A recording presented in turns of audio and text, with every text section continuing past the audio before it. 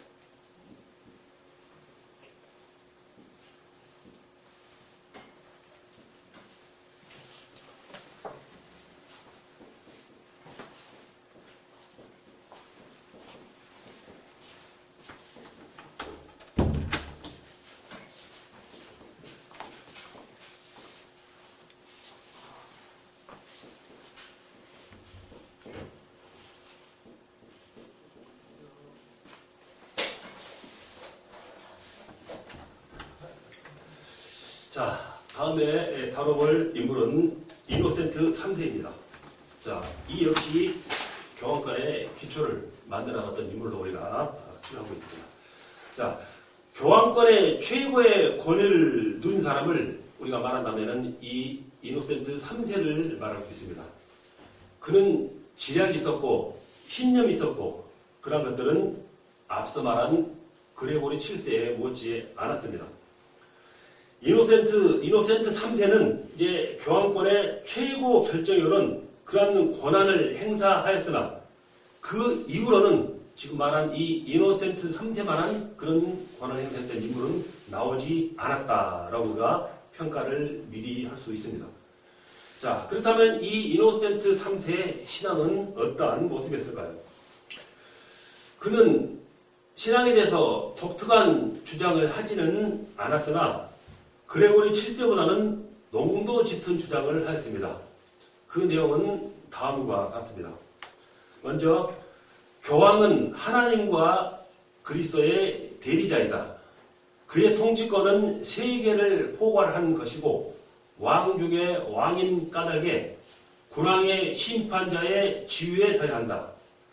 그리스도의 대리자는 하나님보다는 낮으나 사람보다는 높다. 두 번째로는 교회는 태양이며 제국은 그 빛을 받아 되비치는 달이다 라는 주장을 했던 그의 신앙의 모습을 알아볼 수 있습니다. 자, 그 다음 이노센트 3세의 공적입니다.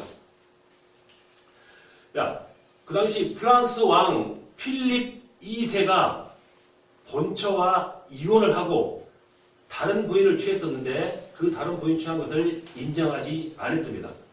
자, 그리고 다시 본처와 결합하지 않으면은 파문하겠다고, 그 황제의 자리를 파문하겠다고 원포함으로써 필립 2세는 본처와의 관계를 회복하게 된다는 것입니다.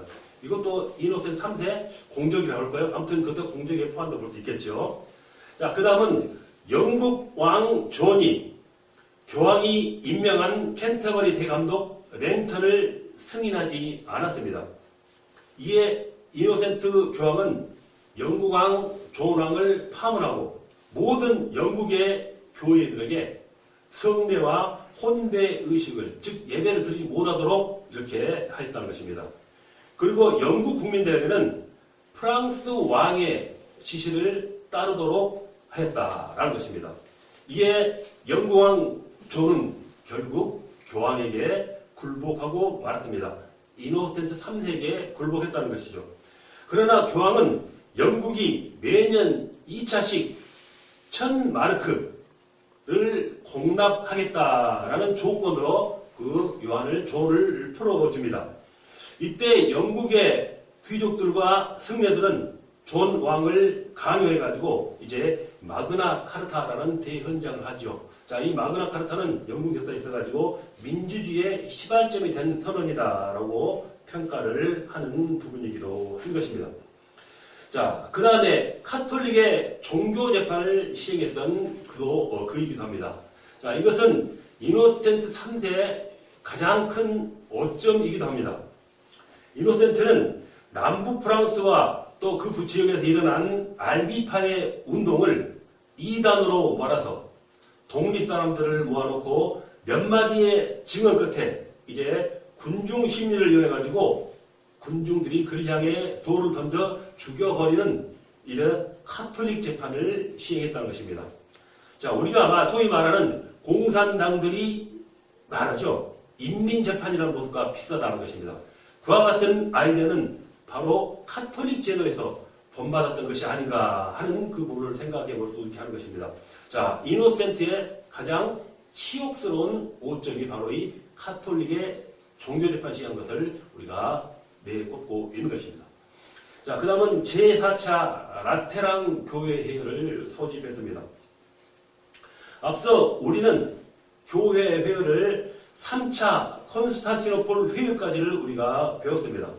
그 뒤로 제7차 대회는 787년 니케아에서 8차 대회는 869년과 879년에 콘스탄티노폴에서 열렸다라고 말씀드렸습니다. 그리고 제9차부터는 서방교회에서만 이제 교회회의가 열리게 됩니다.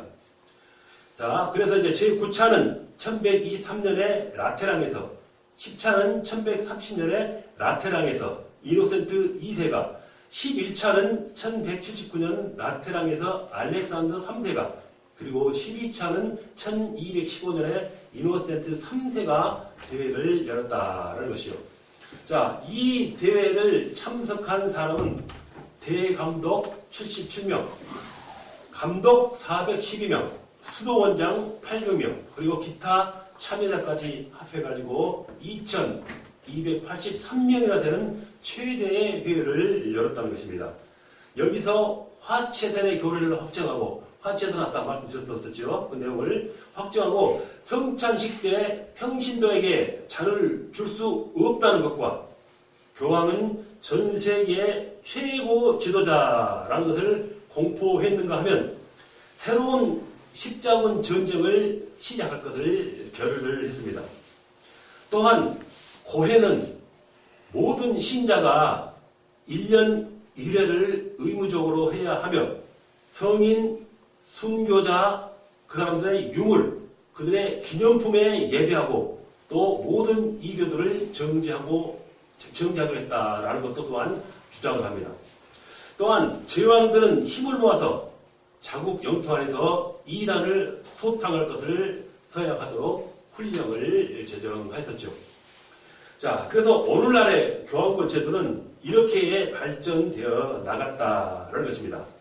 자, 그런데 사도, 우리가 말하는 그 사도 베드로 자신은 과연 오늘날과 같은 그런 교황권의 사역의 기초 인물이 되기를 바랬을까라고 우리는 스스로 되물어 볼 수가 있습니다. 아무리 생각해도 우리가 아는 사도 베드로는 오늘날 카톨릭 교황과 같은 그런 부패와 변제를 바라지는 않았을 것이라는 것입니다. 그런데 후대인들은 베드로와 아무 상관도 없는 그런 역사를 꾸며놓았고 베드로가 바라지도 않는 독선적인 이런 제도를 만들어 놓았다는 것입니다. 분명 교황제도는 성경적 근거가 전혀 없습니다. 그런데도 카톨릭이 변천해 오는 역사 속에서 인간들이 이제 예수님의 이름으로 자기가 부귀 영화를 누리려고 이제 베드로도 이용하고 성경도 이용하고 이렇게 역사가들의 말도 이용해서 오늘날 같은 결과를 가져왔다라고 우리는 분석할 수 있고 또한 그렇게 우리가 말씀을 드릴 수 있는 것입니다. 자, 이렇게 일항으로 교황권 제도의 기초자들에서 어떠한 인물들이 어떠한 역사적인 배경과 그들의 신앙과 그들의 공적을 통해서 교황권 제도를 발전해 나갔는가 하는 인물들을 지금 우리가 칠판 책대로 한번 알아보았습니다. 자, 그 다음 두 번째로 우리가 카톨릭에 대해서 알아볼 것은 이시도리안 교령집이라는 것을 먼저 알아봐야 됩니다. 자, 교령집이 뭘까요? 자, 그 내용은 여러분에게 지금 설명해 드리도록 하겠습니다.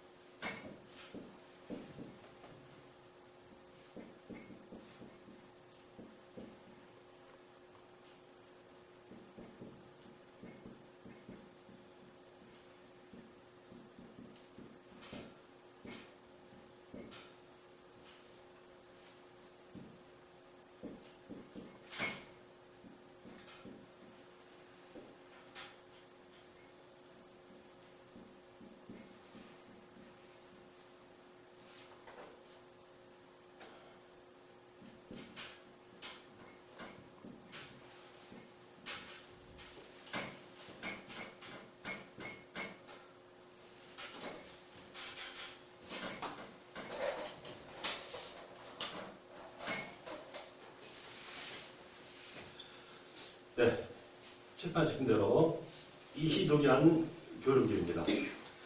자, 교령집이란 뭘까요? 자, 로마 카톨릭은 신앙과 행위의 규범을 세 가지에서 찾습니다. 첫째는 성경이고, 두 번째는 지금 말씀드린 교령집이고, 세 번째는 교황입니다. 이 세 가지 규범에서 그들의 신앙과 행위를 찾는다는 것이죠. 자, 그렇다면 그들이 말하는 교령집이란 무엇인가라는 것이죠.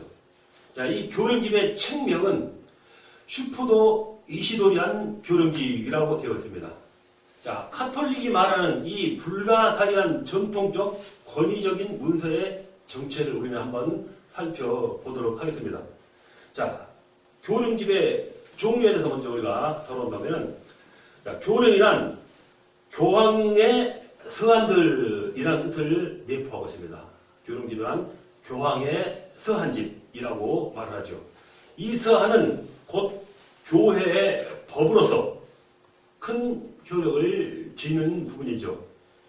자, 그 내용은 어떤 특정한 문제에 대해서 이제 개인이나 단체가 이제 교황청에 질문을 했을 때 이에 대한 답변이 문서로 만들어진다는 것입니다. 자, 이런 부분이 교령집의 어떤 또 다른 모습입니다.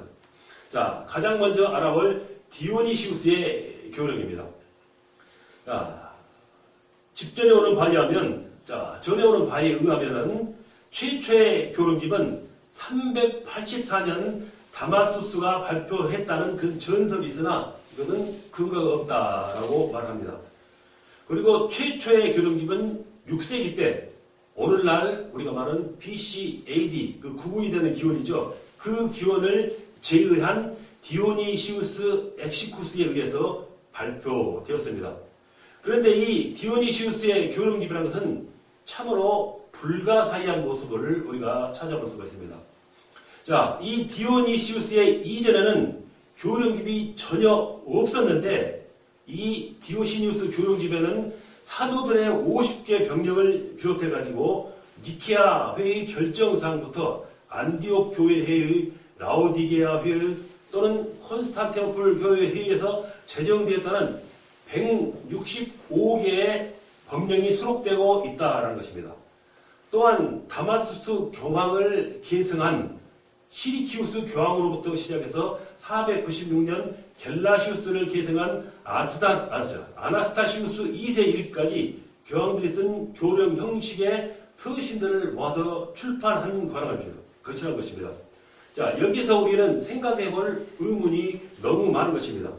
자, 디오니시우스는 6세기의 사람인데 그가 어떻게 해서 1세기 및 3, 4세기의 그 교령집을 만들 수 있느냐 하는 것입니다. 자, 이런 부분이 많은 의문을 가지게 하는 그런 디오니시우스의 교령의 모습을 우리는 살펴볼 수가 있는 것입니다. 즉, 역사적인 사실과 진정성이 없는 그 부분을 내포하고 있다는 게 되겠죠. 자, 두 번째로 보면 우리 바라볼 수 있다면 이제 이시도르의 세빌리아 교령집이겠죠. 자, 이시도르는 스페인의 세비야에서 560년 출생한 사람입니다. 그는 636년 4월 4일에 스페인에서 죽었습니다. 자, 이시도루스는 교회 최초의 교리들을 백과사전 형식으로 이렇게 편찬을 하였었죠. 자, 어떤 모습이었을까요? 즉, 성경 입문. 자, 어떤 모습이냐면 성경 각 권의 내용에 관한 짧은 목록을 만들어 놓은 형태를 말하고 있습니다.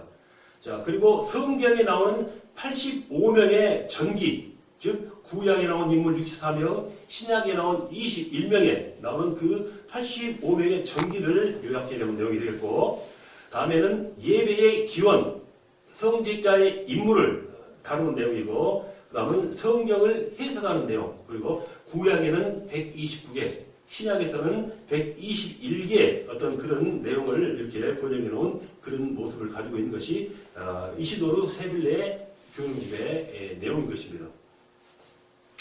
그리고 또 어떠한 내용이 있었냐면 유대교와 기독교의 이단 목록을 또 수록해 놓은 내용을 가지고 있었고, 신앙과 도덕에 관한 개요를 가지고 있는 모습이었고, 이렇게 하여 20여 항목으로 형찬된 백과사전의 모습을 지니고 있는 그러한 교령집이라는 것입니다. 이 이시도르 교령집의 특징은 단지 모든 자료를 한데 모아서 편집한 백과사전과 같은 그런 모습을 가진 내용이다라고는 이게 유추해 볼 수 있는 것을 알 수가 있습니다. 자, 세 번째로 위 이시도르 교령집입니다.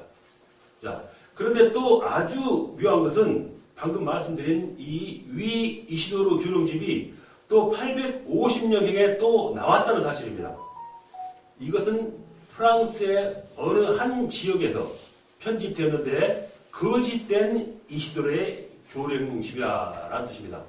앞에 위자가 들어감으로써 그 이시도르의 교령집은 잘못되었다라고 주장하는 내용이 실린 것입니다. 이 이시도르 교령집에는 교황권의 강력한 지상주의를 옹호하고 있습니다. 하여간 이렇게 여러 가지 교령집을 한데 묶어서 푸시도 이시도르라는 교령집을 만들어서 그런 문서를 만들어서 카톨릭의 교령집으로 사용하고 있는 것입니다. 그래서 카톨릭에서는 이 교령집을 참작하여 성경 해석이나 그리고 교회 운영의 지침이나 생활의 규범을 삼고 있다라는 것입니다. 자, 그렇다면 그 교령집의 내용은 무엇일까요? 하는 것도 우리가 살펴봐야겠죠.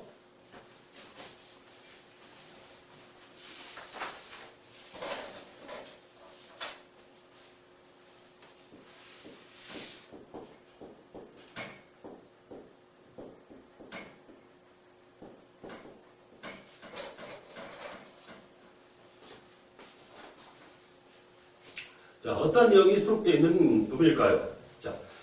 자, 앞서 잠시 우리가 언급을 했지만 교령집의 내용은 사도시대 때부터 시작해서 무려 8세기까지의 그런 사항의 모든 것을 담고 있습니다. 제1부 50년경 사무시대 때 정경화에 관한 기록과 101년 클레멘트 교부로부터 시작해가지고 그때 314년 멜키아데스 교회의 지도자까지 그 교부 때까지의 행적과 어록을 담고 있습니다.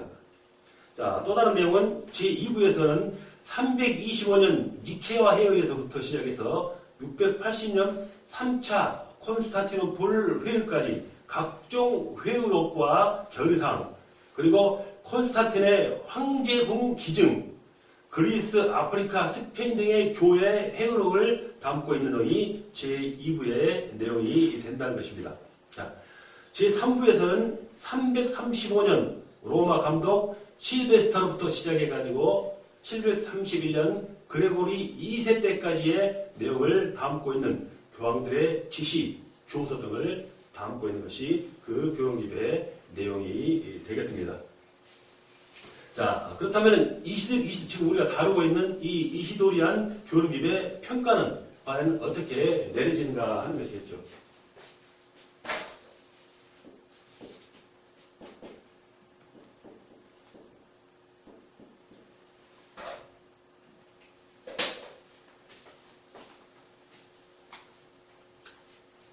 자, 우리가 바라볼 때 모든 것을 정화해서 살펴봤을 때 이 교령집은 위조품이 아니면은 거짓 문서입니다. 앞에 다뤘던 것처럼 역사적인 그 디오니시우스의 활동했던 시기와 그가 다룰 수 있던 초대교회의 어떤 그 내용까지 그 교령집에 담겨 있다는 것은 역사적인 사실로 맞지 않다고 말씀드렸었죠. 그래서 위조품이 아니면은 이건 분명히 거짓 문서다라고 말씀을 한 것입니다. 말씀드린 대로 앞서 말한 대로 최초의 교령집을 편찬했다는 이 디오니시우스는 6세기 사람입니다. 자, 그가 어떤 자료와 근거로부터 1세기부터 시작해서 8세기까지 내용을 쓸 수 있냐라는 것입니다. 자, 그 다음 평가는 교령집 내용에는 교회와 국왕 간의 심각한 갈등을 취급하고 있습니다. 자, 즉 교회가 어떻게 세속 권한의 지배를 받지 않을 것인가를 다루고 있다는 것입니다. 그러나 교회의 역사를 보면은 우리가 313년 이전까지 곧 4세기 초 이전까지 교회는 항상 핍박과 순환을 당해온 역사를 분명히 가지고 있습니다. 교회가 세속적 권한을 지배하려는 움직임은 7세기 이후부터 일어났다는 사실인 것입니다. 자, 따라서 교령집은 7세기 이후의 작품으로 보는 것이 마땅하다는 것입니다. 자, 그런데 역사적인 사실을 초월해서 내놓은 그 내용은 절대로 우리가 정상으로 바라볼 수 없는 그런 내용이라는 것을 다시 한번 생각하게 하는 것이죠. 자, 그 다음 교령집에 인용된 성경은 5세기 때 제롬이 번역한 불가타입니다. 이것하고 과거에 다뤘던 내용이죠. 이 성경은 교황의 지시로 제롬이 번역을 했던 것입니다. 그런데 이 성경은 히브리어로서 구약의 원문에서 번역이 아니라 72명의 그 번역을 이렇게 내용의 어떤 번역이기 때문에 교회에서 인정을 받지 못했다는 것입니다. 그러다가 9세기 이후에 이제 다시 사용하기 시작해서 오늘날 카톨릭의 공인성경으로 됐다는 것입니다. 그렇다면 교령집은 9세기 이후의 작품이다라고 우리가 판단해 볼 수 있습니다. 자, 그리고 콘스탄틴이 330년 천도, 즉 수도를 옮겼다고 했죠. 천도시 로마 감독 실버스텍의 세례를 받은 고맘으로 자기가 쓰던 황제궁을 기증했다고 말합니다. 그러나 콘스탄틴은 실버스텍의 세례를 받은 일이 없습니다. 자, 그는 337년에 니코디미아의 유세비우스에게 임종 세례를 받는다는 것을 우리가 몇몇 시간 전에 이미 우리가 배운 바입니다. 따라서 이 이시도리안 교령집의 목적은 분명합니다. 그것은 성직자가 세상의 고난으로부터 보호를 받기 위한 목적으로 쓰여진 거짓 문서라는 것입니다. 이와 같은 교령집을 거짓으로 만들어가지고 자기들의 세력과 확장, 또 안위와 자기들의 어떤 힘을 보호하기 위한 목적으로 쓰여진 거짓 문서의 모습을 담고 있다는 것입니다. 이 거짓 문서는 그동안 전혀 역사적인 사실과 근거가 없는데도 불구하고 사도와 교황들의 이름은 빌림은 물론이고 우리가 아듯이 베드로의 이름도 빌리고 다른 교황들의 이름을 빌리면 물론이고 교회의 이름까지 빌려가지고 권위의 소재를 삼으려 하고 있다는 것입니다. 어떻게 보면 이 같은 문서는 가히 사탄의 도구라고 우리는 말할 수도 있는 것입니다. 자, 이렇게 중세 교회 카톨릭의 발달, 자, 교황의 교황의 어떤 그 자리를 위해서, 그 제도를 위해서 기초를 닦았던 여러 가지 인물들, 그리고 그 인물들이 활동해서 어떤 행적으로 이를 이끌어왔다 하는 것을 지금 우리가 자세히 살펴보았는데요. 자, 이렇게 중세교에서 카톨릭의 발달과 시발점을 알아봤습니다. 아직 시간이 좀 됐기 때문에 그 다음 과정을 조금 더 진행하라고 시간을 마치도록 하겠습니다. 다음 세 번째 사망으로는 그 당시에 이제 일하기 시작했던 마호메트교에 한번 여러분과 살펴보도록 하겠습니다. 마호메트는 우리가 말할 때 이슬람교, 어떤 무슬림교, 그리고 또 회회교라고 말하죠. 자, 이제 당시에 620년에 이 마호메트교가 드디어 출현해서 이렇게 기독교와 아니면 어떤 영적 전쟁을 벌여 나가는 어떤 그런 시대에 도래하게 된다라는 말씀이 되겠죠. 지금 포즈만 잠깐 다루고 시작하겠습니다.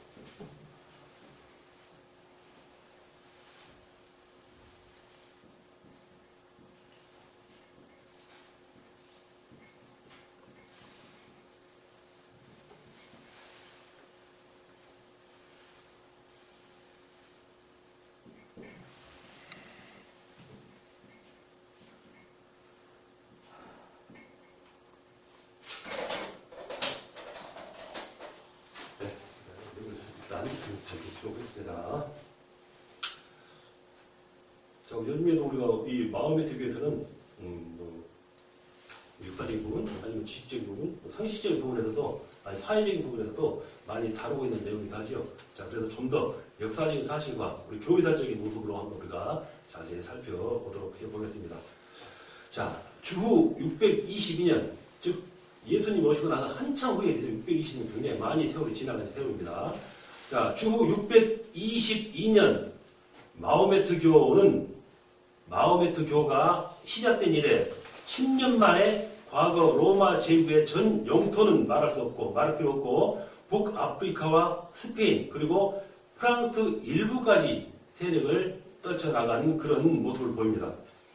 자, 로마 제국이 기독교 국교였는데도 그 당시에 이렇게 마호메트교가 급속히 번져 나갈 수 있었다는 사실은 당시 기독교 국교가 어떤 상태였는가를 우리가 가히 짐작해 볼 수 있다는 것입니다.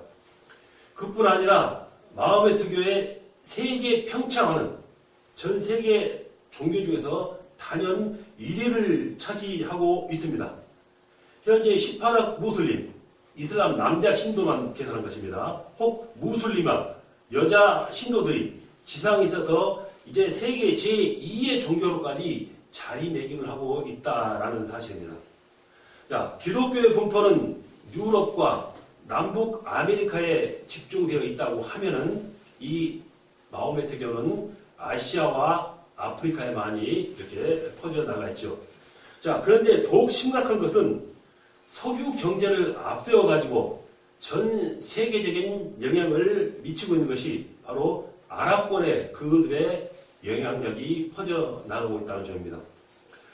과거 마호메트교의 영향은 중동 지방에만 제한되어 있었지만은 오늘날은 국제적으로 이렇게 파급되어 가고 있다는 것입니다. 즉, 오랜 기독교 국가들이라는 유럽의 여러 나라들의 이 마호메트교의 영향이 해마다 증가되고 있다는 모습이죠.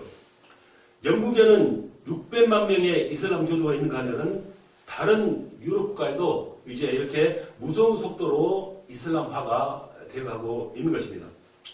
자, 이렇게 유럽이 무섭게 이슬람화가 되어 있는데 우리 또 세부적으로 살펴본다면은 알바니아에는 311만 명, 가운데 70%인 220만 명이 이렇게 무슬림화가 되어 있고, 보스니아는 390만 명 중에 60%인 230만 명, 마케도니아는 202만 인구 중에서 30%인 63만 명. 자, 이렇게 여러 나라를 내가 이렇게 살펴보고 있는데 거의 전 유럽이 이렇게 이슬람화가 되어가고 있습니다. 여러 나라가 있는데 세부적으로 요약을 좀 줄였습니다.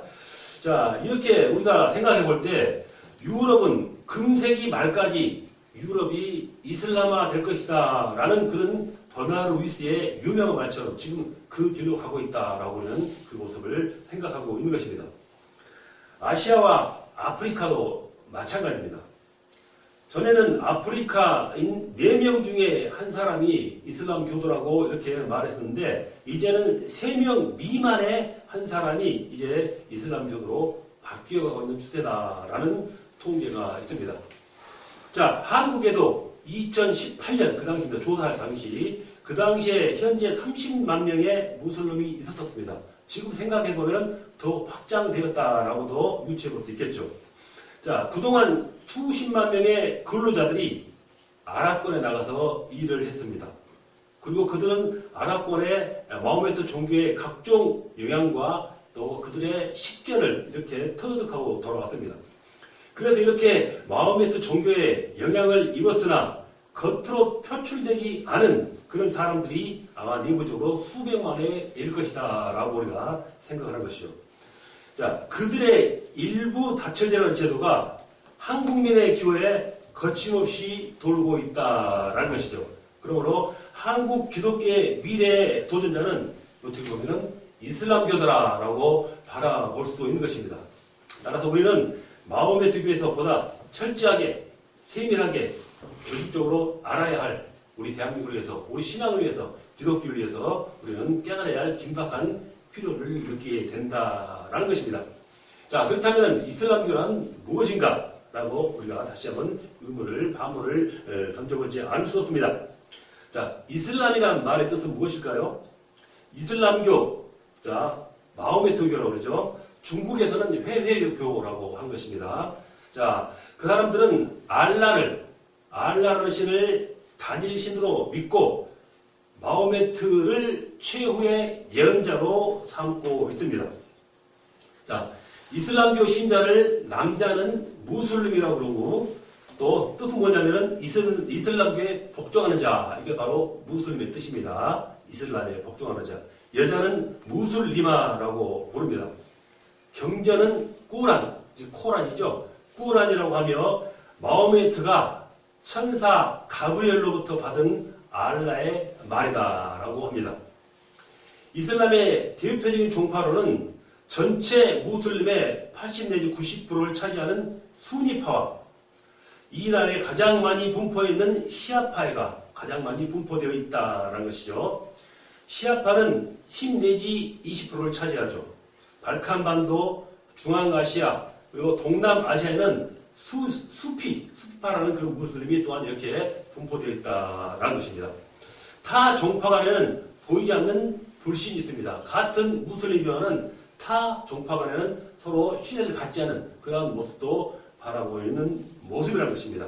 자, 이슬람이란 아랍어로 복종, 순종, 귀의의 뜻을 가지고 있습니다. 곧 자기들의 신인 알라에게 절대 복종하고 순종하는 것을 뜻한다는 것이죠. 자, 이슬람이란 말은 슬림, 시름이라고 그러죠. 시름이라고 발음하는 그 어원에서부터 나왔습니다. 이 말의 첫째 의미는 항복하다라는 뜻으로서 즉 자기 주장을 알라에게 맡긴다라는 것이죠. 또는 자신을 신의 의사에 맡긴다라는 그 뜻도 가지고 있습니다. 두 번째 뜻은 서로 화합하라 그리고 평화를 유지하라라는 뜻을 가지고 있고요. 그리고 이슬람이란 말은 이슬라마라는 단어에서 나왔는데 그 뜻은 신의 의사에 자신을 맡긴다라는 그 뜻을 가지고 있습니다. 그러기에 그들은 이슬람 교도로 부르고 또 모하메트교로 불리는 것을 또한 가장 싫어한다고 합니다. 왜냐하면 이슬람교는 알라신을 신봉하는 종교이지만 또 예언자 모하메트를 이렇게 신봉하는 것이 아니기 때문이다라는 그런 의미를 가지고 있는 것이죠. 자, 그래서 그들은 이슬람교를 마호메트라 부르는 것은 우상 숭배와 같이 생각한다라는 것입니다. 역시 그들도 신을 이렇게 유리치는 모시고 있기 때문에 그를 예언자의 전 마호메트였지만 그는 인간이다 했기 때문에 그를 신으로 모시지 않는다는 뜻을 가지고 있다는 말씀이 되겠지요. 자, 이렇게 이슬람이라는 말 뜻을 간단히 알아보았습니다. 자, 그 다음 내용은 시간 단축으로 다음 시간에 계속 이어가도록 하겠습니다. 네, 수고하셨습니다. 기도하겠습니다. 하나님 아버지 감사합니다. 오늘도 역시 변함없이 사랑하는 주의 제자들 이 자리에 모이게 하셔서 하나님의 말씀과 또 배움의 지식을 더해 주심을 감사드립니다. 우리 하나님의 귀중한 택함을 받은 우리 주님의 제자들 항상 기억하여 주시옵소서. 큰 지혜와 지식과 능력 있는 말씀으로 항상 충만케 하셔서 하나님의 큰 능력으로 이 세상을 복음화시켜 나갈 수 있는 우리의 큰 제자들이 되게 하여 주시옵소서. 감사드리며 우리 주 예수 그리스도 이름으로 기도합니다. 아멘. 수고하셨습니다. 다음 시간에 뵙겠습니다.